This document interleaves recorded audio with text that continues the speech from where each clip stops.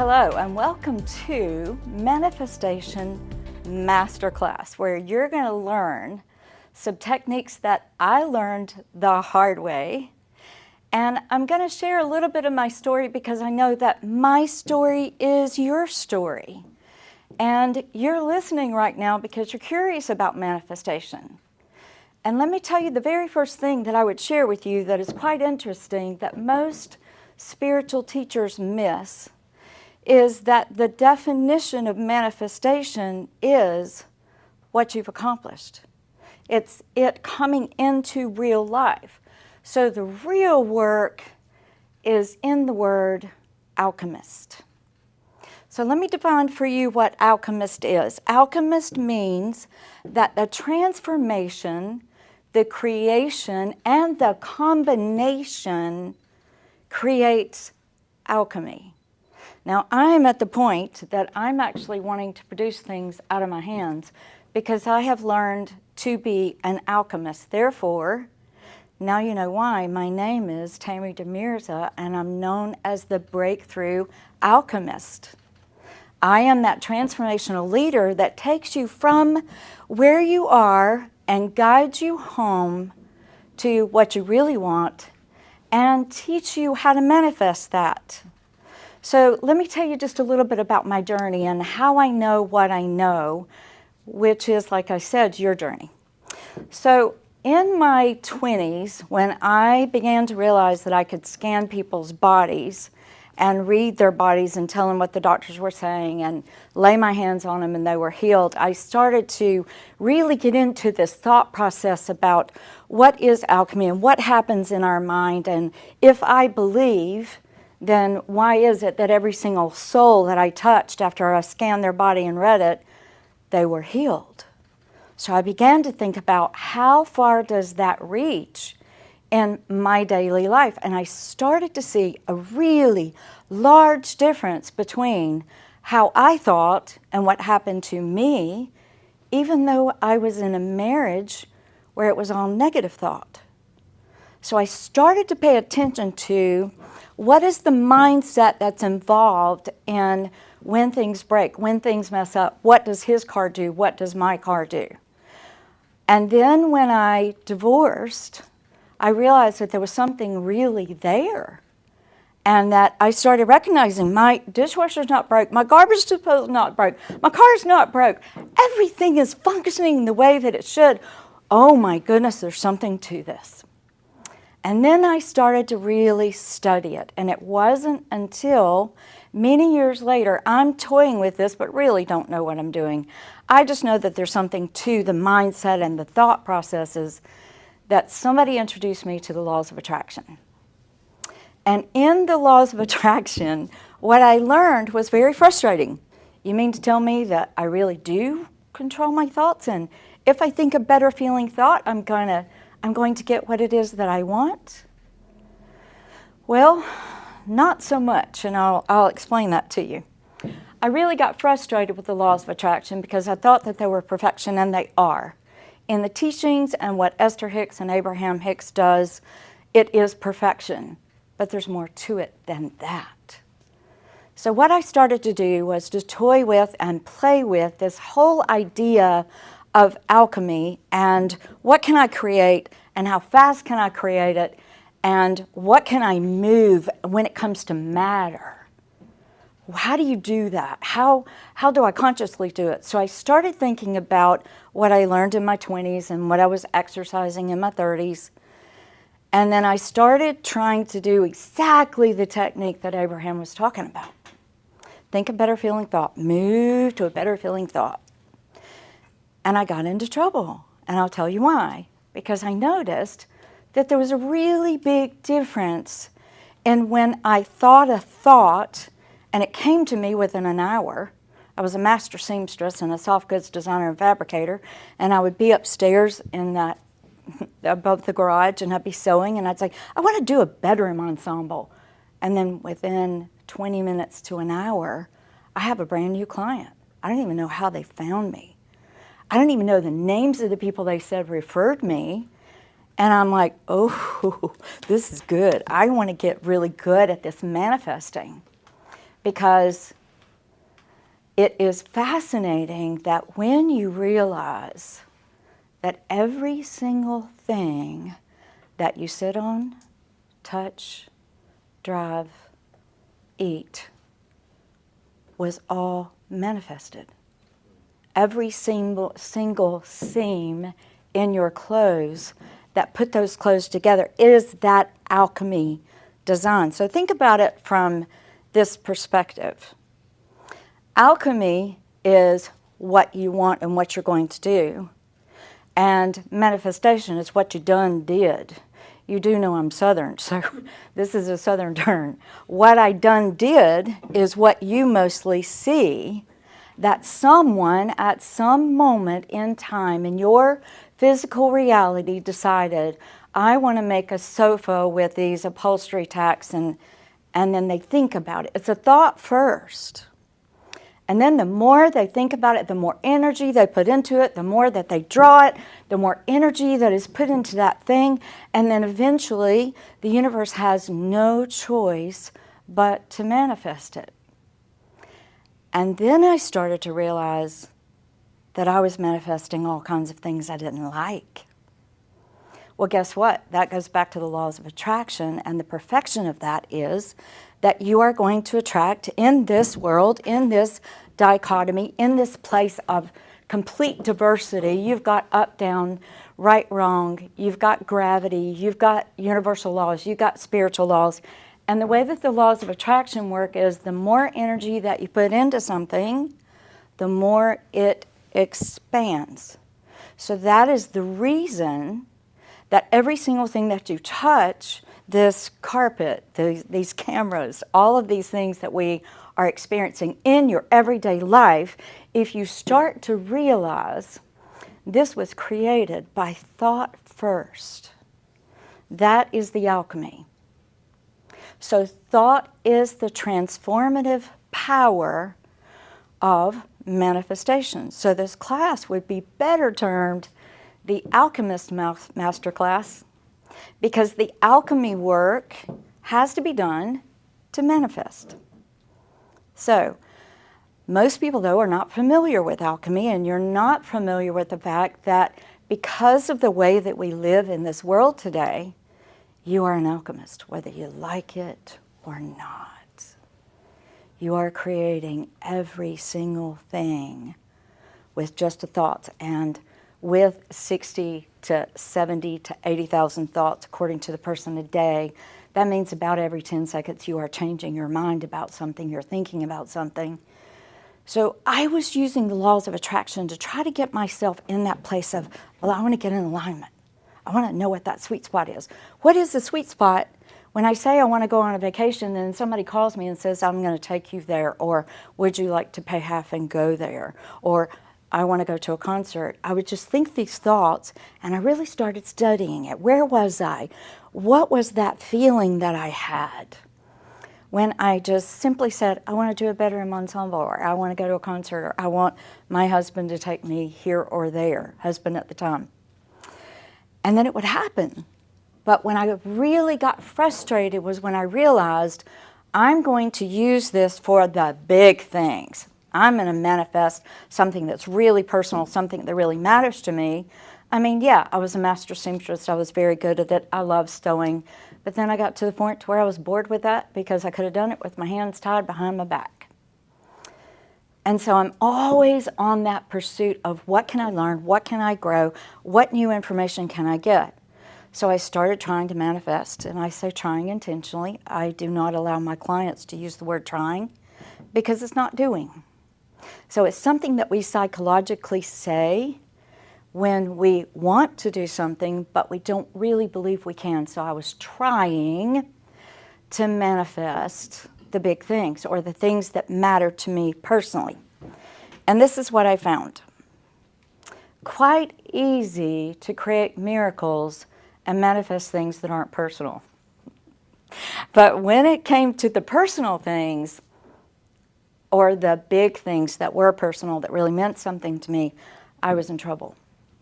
So I got very frustrated with the laws of attraction, and I'm like, there's something else to this.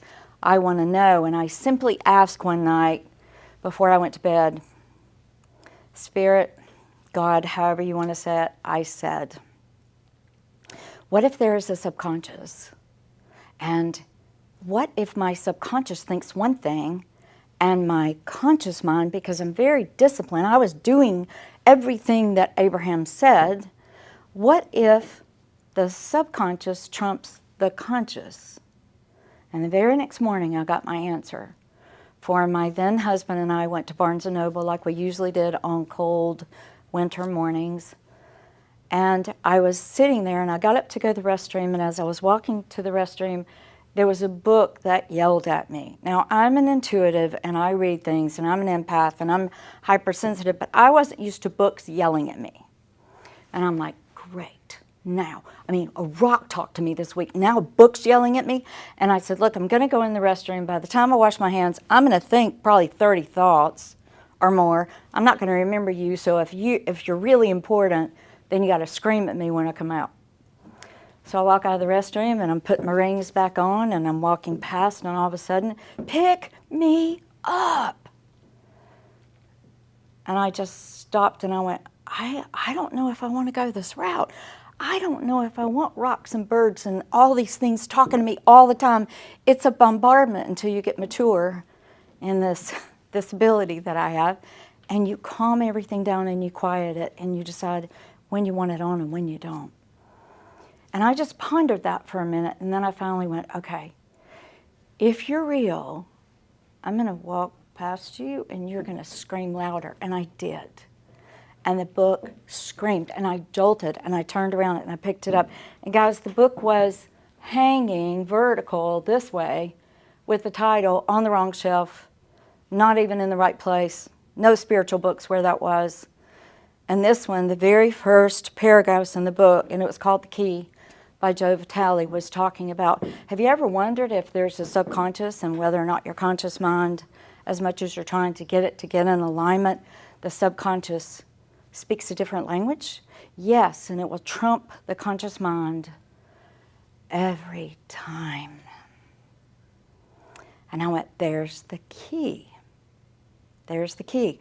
It's what is in my subconscious. So then I started really trying to study and trying to figure out, I know that my work is in the subconscious. For what I do is I read a person, I go into what I call their secret garden. I tell them where the thing happened, who was present, how many things happened to them, what the ramifications are, what the patterns are in their life, and then we heal it, and then their life transforms. So I'm doing alchemy all the time with clients, and I'm like, what is in me? What is in my subconscious? So I started doing a lot of that work. And when you go to a medium or an intuitive, I'm just going to give you a helpful hint. If they tell you that they cannot read themselves or their own life or help themselves, run. Because unless we can do it for ourselves, how efficient and effective are we going to be with you if we haven't already done the work and we're standing in it and we're saying, I know what it's like to be you. I know what it's like to be where you are. So when I'm in this stage, I'm doing my own deeper inner work around money, around all kinds of things. And I started manifesting. And it became more fun. But I really didn't have a challenge until I met a Bernie Madoff sociopath. And when I met him, I had been begging God for a school, a really intense curriculum. Watch out. Because anytime you ask God for something, He's going to multiply it. And 3 times I was asked, are you sure you want this school? Yes. Yes. Tammy, it's going to be the worst thing you've ever been through. Yes. Tammy, you don't even know anybody with a story this bad. Are you sure you want this? Yes. That happened to me 3 times, so 9 times I said yes. And then the curriculum began and I met the man.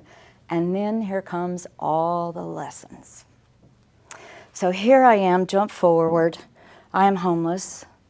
I would wake up not knowing how I was going to eat. And also knowing a little bit about manifestation. I'm divorced now. I'm living in another state. I'm also helping the inmate, and I'm in my own dilemma, and I'm like, I'm going to anchor into this, and I'm going to do this. So how do I use what it is that I've known to get to the point of freedom, to get to the point of really manifesting the bigger things? I'd been successful. I knew what the recipes were. I even had a method that was given to me, and I'm going to give you that verbiage before we leave today. And you can use it, and believe me, when clients want to hire me and they realize how much that investment is in their growth, and it matches the growth, I teach them how to manifest, and they'll manifest to the dime, not even knowing what it would cost them. I could tell you hundreds of stories of people using my method that I was given. But when I'm in this predicament with the homelessness, I found myself quite a few times waking up and I had 50 cents in my checking account. And I realized I can't even afford a McDonald's hamburger. Okay, I know how this works. Just get with the work and do the work. And here's what I did, and here's part of the recipe for you. I owned where I was. And I did not beat myself up for being there. For I looked at it as an opportunity to overcome something that was going to be so profound in my life, and the rewards and the benefits, that dichotomy that we talk about, were going to be so great that it was worth being in this space. For I remembered being asked, are you sure you want this school? You sure you want this curriculum? And I would once again say yes. So I knew that what I had to do was to wake up that morning with the guilt, the blame, the shame, the heaviness. Imagine an empath who's hypersensitive to everything. We're even sensitive to noise and ambient noises and all kinds of things. And I'm waking up with the full-on heaviness of my decisions, of self-loathing, of fighting myself, of questioning myself, of not trusting myself. I know, because you have been there too. And I knew that unless I used the manifestation techniques, the alchemy of it, I was not going to manifest. So guys, I would wake up with that heaviness knowing, okay, here's a new one, here's a new one, here's a deeper layer. It's like peeling back the onions. And once you get the onion peeled back, the core is gone and there's no onion anymore. That's the good news about doing some of this inner work, is that when you do it, your life exponentially changes, transforms. And here's something I've learned from the universe. You will never, ever have to go through that dilemma, what I call predicaments or symptoms, ever again. Because once you overcome them, you have graduated. So what ended up happening is I would have to get in alignment. I'd have to find that sweet spot that I'd gotten really familiar with, and then place my order. That's the part I'm going to give you at the end, how to place your order. But there's things we need to cover before we get to that point. So I would place my order, and then a miracle would happen. And if you read the book, The Inmate and the Medium, and I was not the inmate, I was the medium, then you will see a lot of that journey and what I went through, and I'm real about it, and I'm raw about it, and I talk about what it was like and where I was, and I'm very honest in it, and then I talk about what it was like for me to have to make that decision. I knew I was not going to eat, I was going to have to sleep in my car, I may even have to give up my car. I had given away just about everything that I owned, on top of losing $284,000. That's what I walked away from in the marriage. Guys, I could have bought a house back then in 2012, but instead, I'm homeless. And I don't even have 50 cents. So I'd get in alignment, and then a miracle would happen.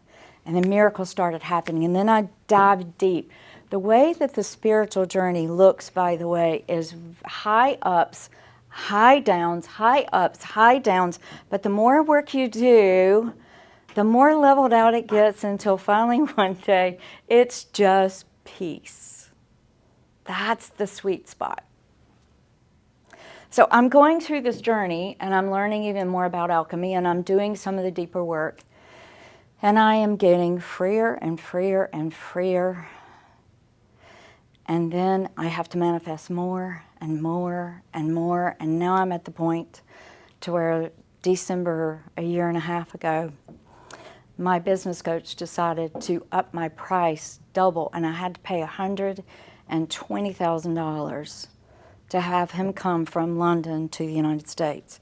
And guess what? It's the end of September, and I have $50,000 in my account. I'm like, how in the world am I going to do this? Got into alignment, got into the methods, got into what I knew, what I have to teach you, and then I earned more than $140,000 within 2 months because I had to pay him the 1st of November. So this is where I am in this stage of alchemy, and this is why I'm like, oh, hell, let's do this now. Let's do it in the hands, like Sai Baba. So what I want you to know is that the very first thing that I would tell you is that I just did a marketing research for a class that I'm offering called Breakthrough Manifestation Formula. And what I learned from the 23 people that I actually sat and talked to is they're afraid that they can't manifest.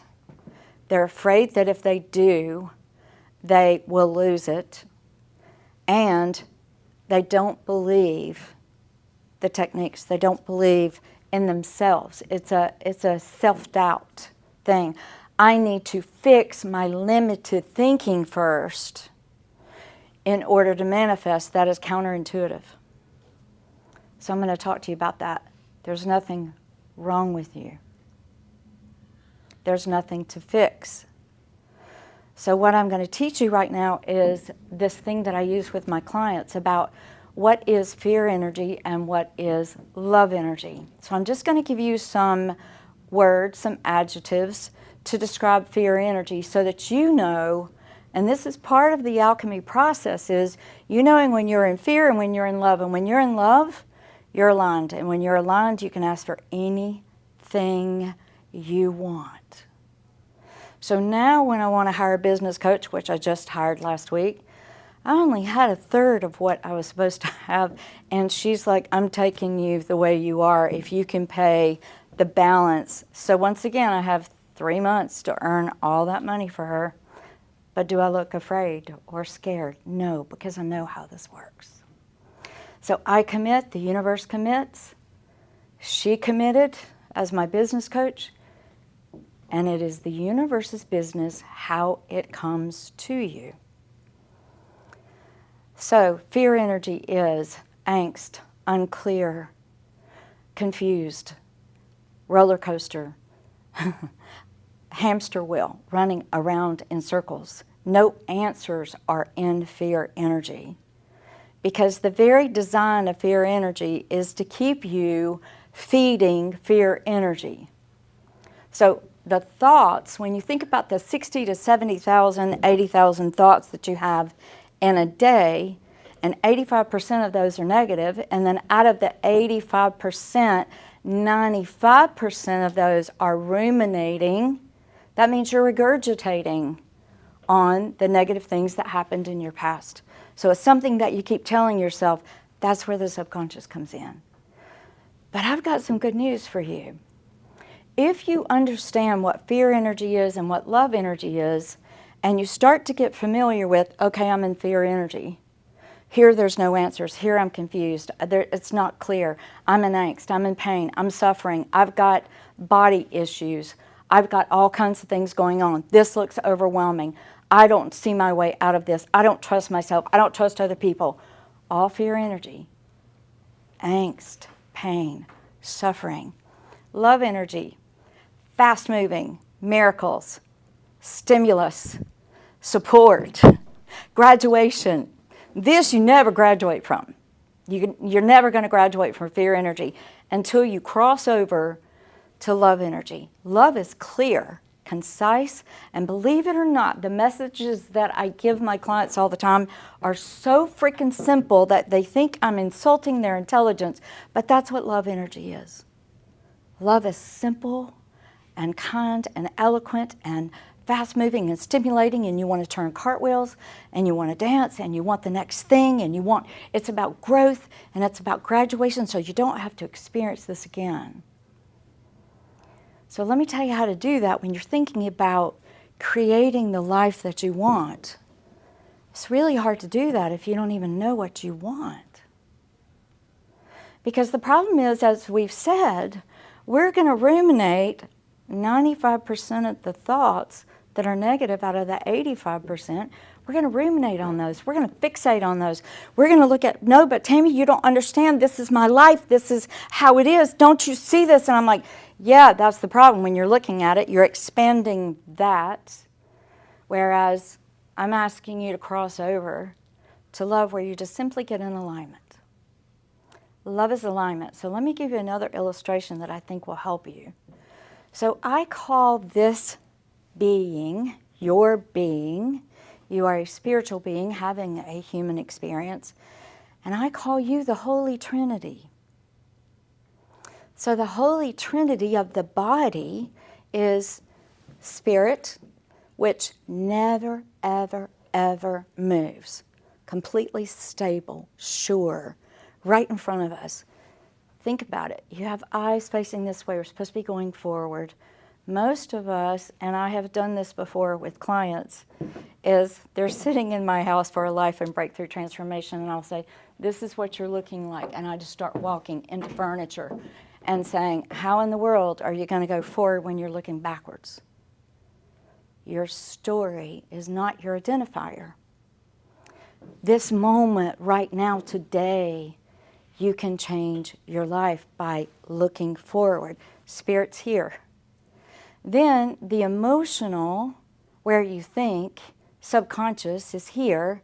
And then at the bottom of this, the three circles, the Holy Trinity that I call it, is the physical, not only the physical body, but everything in the physical.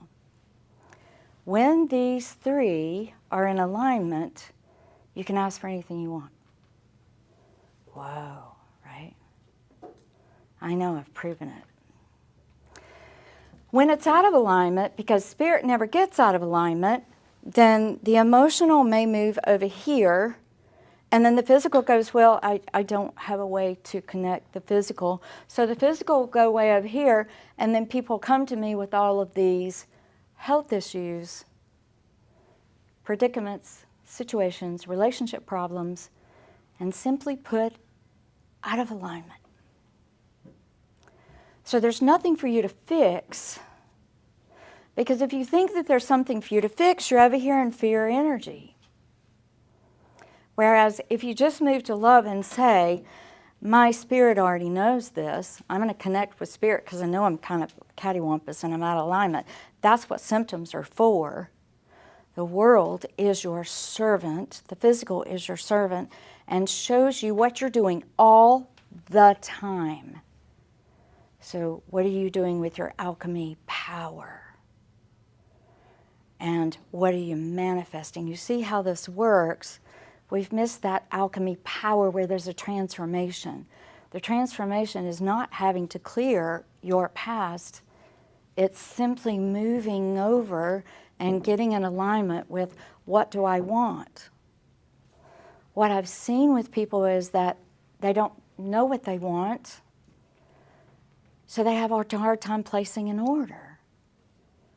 They don't even know how they feel. They don't know what's possible. They're looking at the limits. But Tammy, my car tore up, and I'm like, so I'm going to tell you about a client that had cancer, and he was transitioning, and I told him when he hired me to come to Los Olivos, California, I said, you didn't bring me here for you to have the kind of healing you think.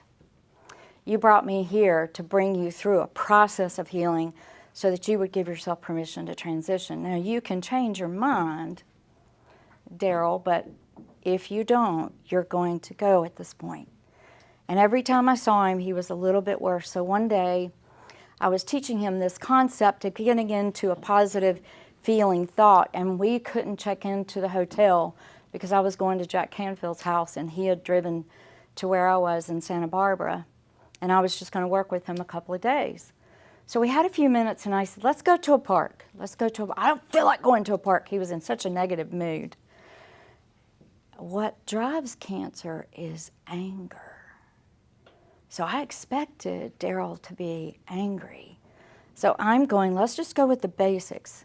So we go to the park. There's no place to really sit. It was this weird little piece of grass in this neighborhood. So we didn't get out. We just sat in the car, and I said, roll the windows down. And I said, Daryl, my job is to get you to a certain place where you can at least start thinking about moving to love. The transition, the transformation happens in the journey as you take a step. So can I help you with something? And he said, yeah. And I said, can we talk about butterflies? He's mad. I don't want to talk about butterflies. I don't understand. I paid you for this. I don't want to talk about butterflies. And I said, can we talk about butterflies? And all of a sudden, a butterfly comes and it visits me right on the windshield, and it's sitting right in front of me, just kind of barely acknowledging, you accept me. You're good with me. And he was still angry. He couldn't shift. And so what ended up happening is we got into the hotel room, and his anger continued. And he was starting to realize that what I had told him that he had set up was actually going to happen, and he was going to transition. But there was a lot of things this man had done that he needed to heal. So he's angry in the session, and I just gently reached over. I took my recorder, I turned it off, and I said, touched his arm and said, I'm going to go unpack. I'm going to give you a few minutes. I know exactly when to come back, and I want you to rest. I want you to try to sleep, and then come back. When I came back to the room, I texted him, and I said, are you ready? And he said, oh, yeah. He was sitting there crying because what had happened to him, he couldn't rest. I went and unpacked, and then I'm like, okay, when do I go back? Now. So I did, and a swarm of butterflies right outside his sliding glass doors had visited him for 23 minutes.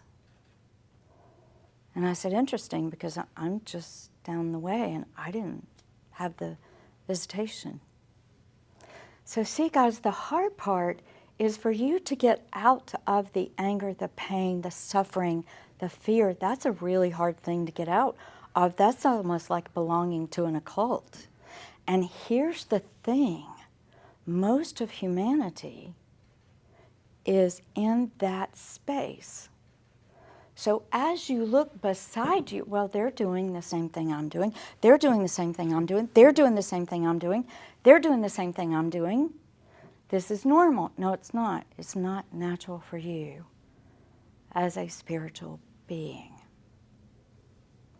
So the hard part is breaking out of that cycle of negative, fearful energy and simply just crossing over to, I'm going to sit with what my spirit knows. This is a very easy technique that I'm giving you right now of getting in alignment with what your spirit knows. So one of the things that I did to get myself out of fear energy was to say, I can't even see this any different. I've been on the chalkboard and I've been drawing out these equations and I'm trying my best to get to a better feeling thought and I can't do it. So how does my spirit and you see it? Show me that path. This is how I would transition.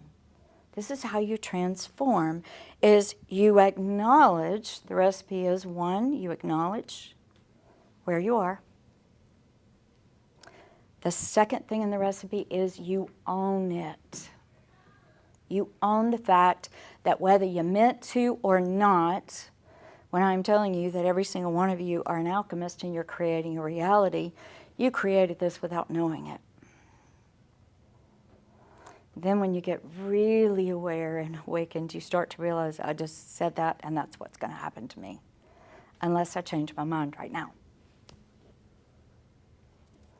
So we get things planted inside of us and we want to excuse it or not really paying attention. So I'm going to tell you a real life story, because years and years ago, it was probably around 2011, my mother is sitting there with me at lunch with my two sisters, and Dad said, Blanche, you need to tell him.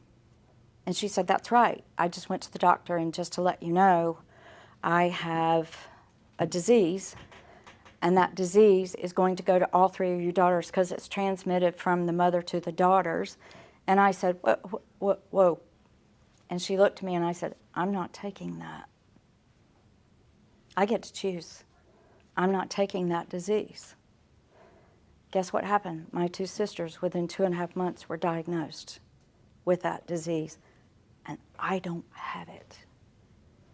So what we think about, guys, is that we're so used to people functioning predominantly in this space that it is normal for us. But your pain is an indication it's out of alignment for you. So cross over and acknowledge, I am in this mess, and this is how I got out of homelessness. I'm in this mess. Owning it is, you know what? I didn't use my intuition. I didn't change my mind. I wanted to believe something. I was also agreeing to go through this curriculum.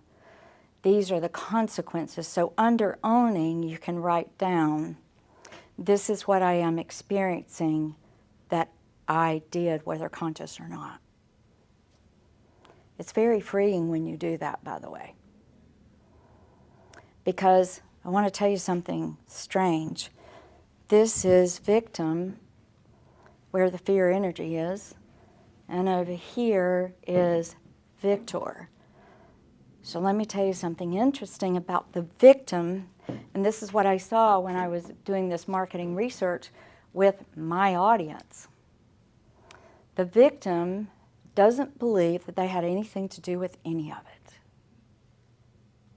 The victim wants to point fingers at somebody else, but there's all these fingers pointing back at us. So even in our human nature, as we point, we've got the majority of it coming back to us. So empowerment and becoming a victor means I'm going to own it, because guess what? I want you to think about this, really, really think about it. A victim does not have choices because somebody did it to them. And I didn't have anything to do with that. So I couldn't stop it. A victor says, the way that we created this reality is that we are alchemists and we are creating our reality. And I could give you 1,000,000 examples right this minute, just like that one over the medical condition, where I said, whoa, nope, I get to choose. I'm not taking that. But my two sisters did, because that is normal. I'm a victim. This is going to happen to me. I was already aware I'm not a victim. I don't have to have it happen to me.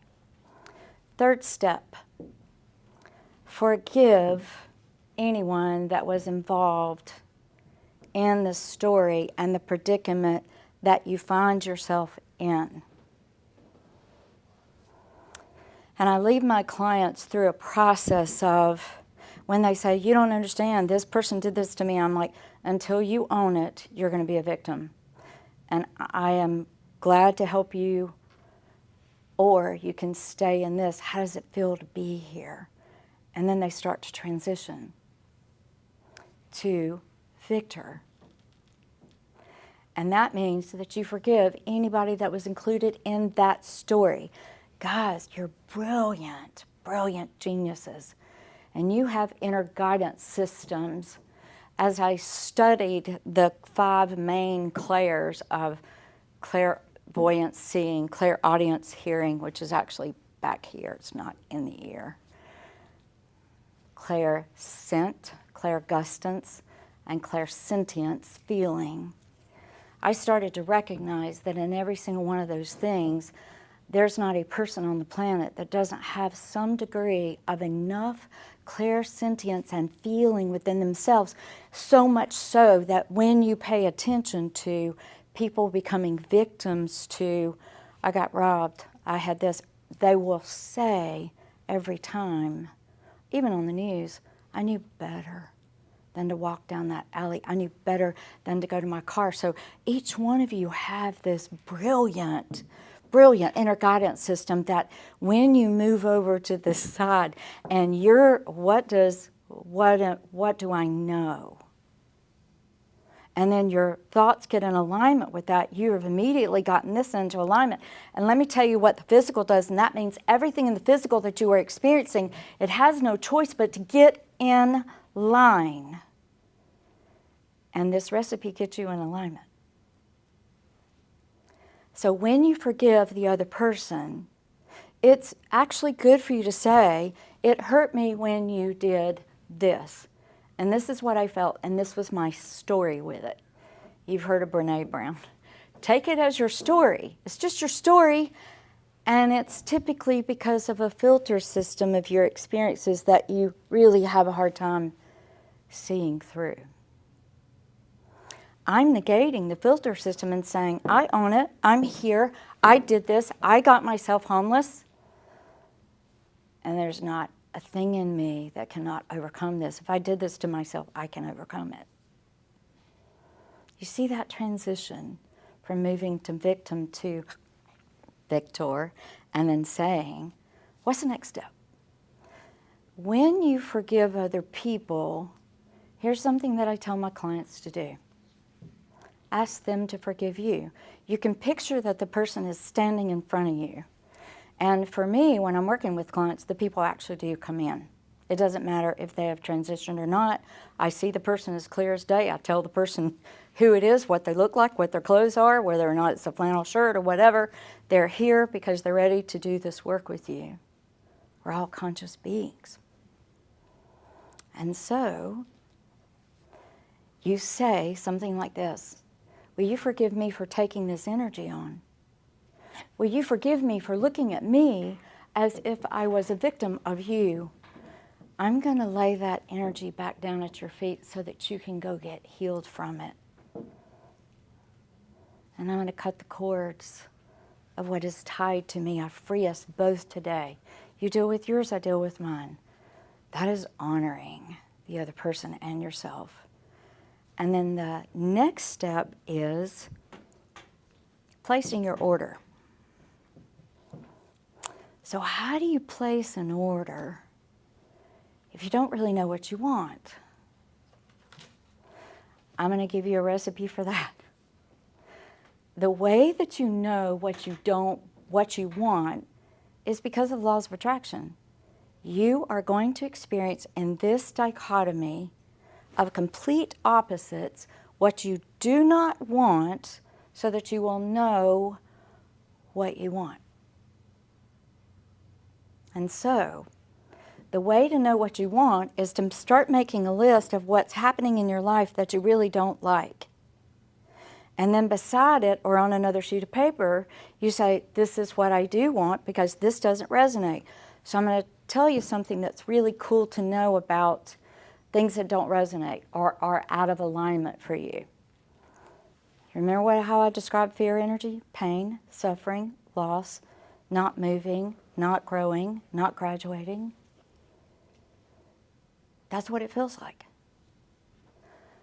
But out of alignment means it's not your truth and it's not what you came here to experience. Otherwise, you would be in joy.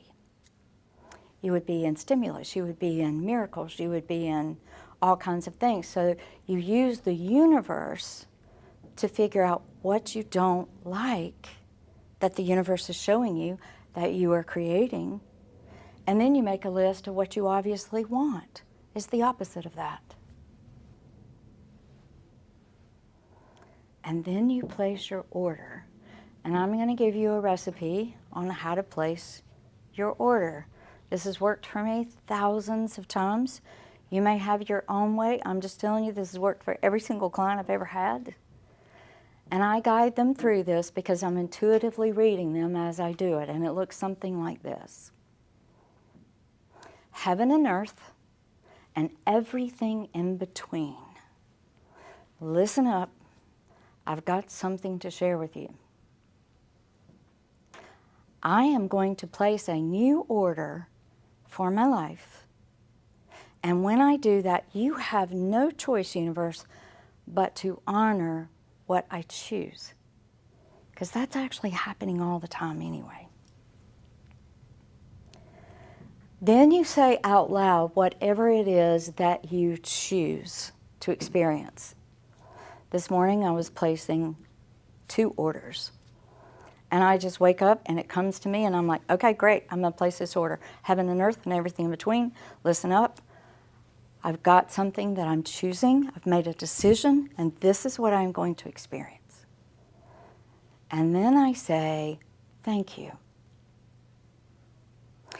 If you need my help in the manifesting, I'm doing the alchemy. I'm transforming to what I really want, which is love energy, sweet spot that I call it. If you need me, let me know. Otherwise, thank you so much. I cannot wait to see how you and I manifest this. And I'm going to tell you a true story. After I overcame the homelessness, it was January of 2019. And I wake up and I'm feeling this heaviness and I'm like, okay, come on, what is this? This $60,000 debt that you still have over being homeless is bothering you. And I'm like, oh no, I'm good. I've already paid like $70,000. So I'm like, I'm really good. So what's the problem? And I got this whole intel about how it was like a dark cloud hanging over my head. And even though I had paid off so much of the debt, I've still got a little bit left. $60,000 was a little bit compared to what debt I had. And I said, okay, I'm in agreement with you. And I was laying in bed. Did you know that you're getting information all the time and there's transitional spaces where you get it? And I'm just going to tell you 2.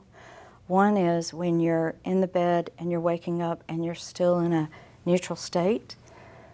That's when I receive. And the other one for other people is at night when you lay down and you shut it off, shut the brain off, and you're almost asleep and all of a sudden intel comes in. Downloads come in. And so I said, I agree with you. This is bothering me. And I heard, you're not going to make the money that you're going to make until you pay off this debt. Plus, you have such integrity, Tammy, you won't even date. Because you don't want another man to take on that debt, even though you would never let him pay for it. You're not even open to a relationship. And I went, yeah, you're right. So I placed my order right then, and I said, by Christmas, I'm going to have the $60,000 debt paid off. The debt was paid off by August the 22nd, and I 5-timed, almost 6 times my salary that year. Guys, we're living small. We're living small because the world teaches us to live small. We're confined because everybody else does it that way. So we become the freaks in the room. But I would say, why don't we do like Sarah Jessica Parker did in The Stone Family, I think is the name of it. It's one of my favorite movies about Christmas. And the guy that was the brother of her to-be fiance said, you're a freak. Why don't we just take it out and act different? Why don't we just get into the place of wholeness? You know what I'm saying? Wholeness, where we are looking at what we want instead of what is happening. The only reason to look at what is happening is to define what you want. Does that make sense? So I'm going to give you an exercise that is quite dramatic. I want you to stand, no matter who you are or where you are, you can do this. I want you to stand and put your feet hips width apart. Relax your arms. And then I want you to turn backwards. Now see, because I'm right-handed, I automatically want to go to the right side. I want to show you how quickly you can make the transition with your mind into love energy and possibilities instead of limits. So if you take your body and you just turn as far as you can get a focal point and look at that for just a moment, and then turn back around and join me. So take a few moments to do that. This is so revealing. So make sure your hips are face forward. And he wants you to move over. Make sure that your hips are face forward. They don't turn, just your upper body, and find a focal point behind you. And then turn back around. You know where the focal point is, right? So now turn back around, face forward. Close your eyes. And picture yourself being able to look past that focal point right now, just in your mind. Notice as we're doing this exercise, there's not a problem. We're not looking at limits. We're not judging how far we could turn and look. We're just doing it. That is love energy. Now, open your eyes and do that turn again and see how far you can turn. Make sure that your hips are straight and you're just moving your upper body. What you're going to find is that you were able to look past where you were only by telling your mind, I can picture myself doing that. This is where visualization comes in. You can have a seat, and thank you for participating.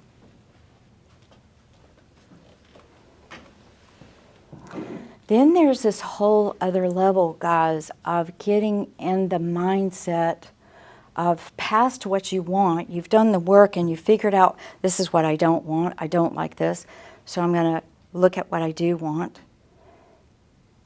You've placed your order, and then you think about the energy of what I just did with you, where I picture myself going past that mark.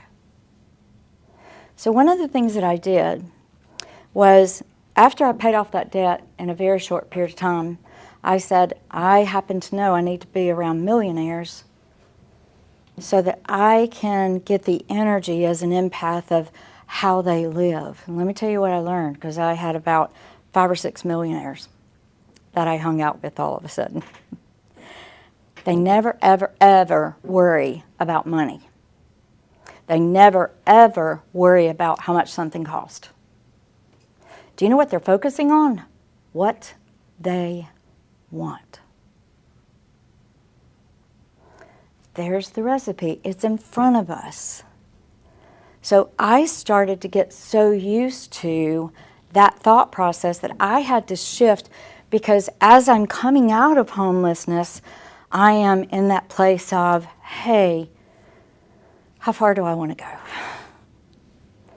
And so I asked to hang out with them so that I could get that intel. You didn't come here to play small. You didn't come here just to experience pain. And yet that is where most of us are taught to live. I'm introducing a new concept of moving here, where there's love, where you're in alignment, where you don't have to fix anything. There's nothing wrong. That's resistant energy. I need to fix this. That means you're judging yourself. And you move into love, and you just simply place your order, and you feel it as if you already are experiencing it. And how you do that is with gratitude. You don't have to sit, like The Secret said, sit and pretend you're in the Porsche and you're driving it. And you don't have to do all that. There's a lot of things that are being taught that there's a faster track to it. You can actually just change your mind and move from, I'm going to acknowledge where I am, I'm going to own what I've done, whether conscious or not. I'm going to forgive, I'm going to choose again, and then gratitude. So gratitude is where you feel it. You know, you hear people talking about manifesting and you got to feel it. The feeling, if you move into gratitude, which is what you heard me do, I can't wait to see how you do this. I can't wait to see how we collectively do it. I can't wait to see who's involved with this and me moving forward and me getting that thing. I can't wait to see what's involved in this love energy. I've choose to get into love energy. It's a beautiful place. And if I can do this, then you can too. You couldn't be much lower than I was. I was suffering. I was beating myself up. I mention in my talk, Prison Break, Your Keys to Freedom. I talk about what it was like to be in my own little confined box of self-hatred. Self-hatred is where you're questioning who you are, decisions that you've made, and you don't really trust yourself. I know what that is like, and it's the worst thing that you could do to yourself. If you realize, I've been here, don't judge yourself. Shift. Start the path of moving from, I've been in complete fear energy, I'm just going to take one step. You know, it's okay that I was there. I'm going to own that this is what I'm facing. And then the next step, owning it. Believe it or not, guys, that's when you turn to empowerment. So the charge today is, look at your life, and I'm going to give you one more thing. One of the things that I find in working with so many clients is that they have a hard time paying attention to the day. People are not teaching in colleges and even in business to be present in this moment. What is happening right now? And am I living intentional? For some reason, we get in shock when somebody says something positive about us, or they tell us that we have this ability and we don't see it. Pay attention to what people are saying, paying attention to what is happening to you. Is your life easy? Is it hard? That's okay. That is your identifier to what you want. So a really good practice is to really start thinking about, what am I experiencing today and how am I going to self-nurture myself? This is a path for you to get very clear about what you want. It's another way of going about it. And that is to look at what is occurring and then how can I honor myself or self-nurture? And I'm going to give you an example of that. So for me, when I travel, I cannot stand coming home to a really dirty house or things out of place, because when I come home, I'm ready to rest from whatever trip that was, whether I'm working with a client or I'm on vacation. The last thing I want to do is come in and have to clean. I want to rest. I want to enjoy my home. I want to enjoy that space. And so what I will do is clean my house before I even pack my clothes. That is self-honoring. That is self-nurturing. So if you know yourself and you know what your personality is, how you think, what your level of intelligence is, whether or not you have a good sense of humor or not. If you know these things about yourself, then you can pre-plan how you can start to nurture yourself and learn that pathway of, I'm going to honor myself today. I'm going to be present. And I'm going to design my day around things that will ultimately soothe, feed me, and give me the comfort and peace. That is a beautiful way for you guys to transition from the fear thinking and the fear energy, is just by paying attention to this moment right now and what can I do. And when you start to do that, your brain, just as the universe does, it says, oh, she or he is now thinking about what they like. I have to give them more of what they like. That's the energy that they are giving me. I have gotten so good at reading the energy of where people are and how quick they are, how far away they are from walking through that threshold of a breakthrough, that even in the prison, if you read that book, The Inmate and the Medium, you would see me saying to the prisoner, wow, you have transitioned last night by a conversation that you had with me where you tapped into your heart, and guess what? Tomorrow you're going to get your release date. And the very next day at 2 o'clock, he got his release date. I have been practicing this for so long that I know how close you are to it and how close I am to it. So why don't we look at enjoying this world, at looking at this place as a playground instead of a curse, instead of a problem, instead of one issue after the other. Look at the issue and say, I'm about resolution. So I'm going to tell you something that happened. In my manifestation and alchemy, I told God one day, I said, I happen to know that my neocortex is thinner than a lot of people who walk the planet. And I want somebody to study my brain. And within 2 weeks, a physicist came to me at a self-development group and said, I want to study your brain. And I went, yeah, there's my order, thank you. And I do, I say thank you. Just like I do to Chat GPT. I've named my chat Chad, and I thank Chat all the time, Chad. When it comes to when the universe gives me something, I go, yes, thank you for that. So for about 3.5 months, the physicist and I did all kinds of tests with me, and he wanted me to do some of the same things that most humans do, and I was like, I don't have to do that. I can just sit here and thinking about it, and then I can give you that. So I was proving to him what he had studied, and guess what he told me about? The neural pathways in the brain. And he was completely science. There was not a spiritual thought in this man's body. So he was constantly in shock when he would tell me something that he had discovered, and I went, I asked for this. I wanted to know how the physical body proves the spiritual truths. I wanted to know how this works. You're explaining it to me. Thank you. And he's like, that's what you teach? And I'm like, because he didn't study me, he's studying my brain. So one day he's sitting in front of me at a library in Chattanooga, Tennessee, and he said, I figured it out. You're not human. You're some kind of angel, and I don't even believe in this. And I know what your IQ is. And I went, I'm not, and I really don't care what you tell me my IQ is. He said, well, you're past Mensa. And I said, I could care less. I'm going to explain this to you.